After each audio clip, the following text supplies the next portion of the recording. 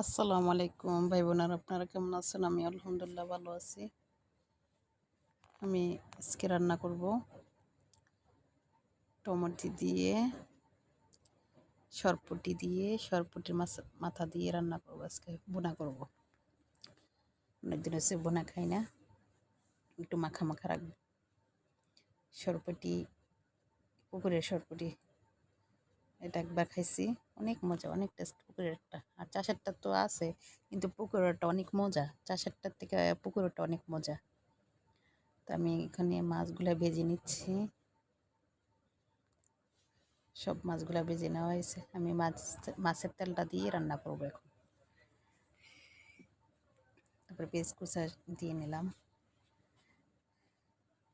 আসলে গ্রামের পুকুরের মাছ আর শহরের থেকে চাষের মাছ, যেই জায়গায় চাষের মাছ আর বিলের মাছ অনেক পার্থক্য আছে।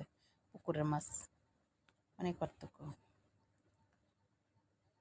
আমরা তো বেশি খেতে পারি না পুকুরের মাছ, বিলের মাছ। ওই যে চাষের মাছ খাই, শহরে থাকি, শহরের মাছ খাই। পুকুরে মাছের স্বাদে আর আলাদা একটা। আমরা আগে ছোটবেলা থাকতে বিলের ভিতরে মাছ ধরতাম, সেই কথা অনেক মনে পড়ে গেল। তাই যাই হোক, আমি টমেটো দিয়ে নিলাম।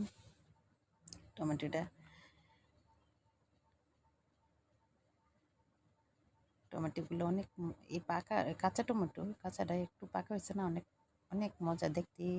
কাটছি যখন, তখন দেখছি যে অনেক লাল মাসাল্লা হয়েছে। আমার টমেটোটা হয়ে গেছে, মাছগুলো দিয়ে নেব। যাই হোক, আমার ভিডিওটা ভালো লাগলে আমার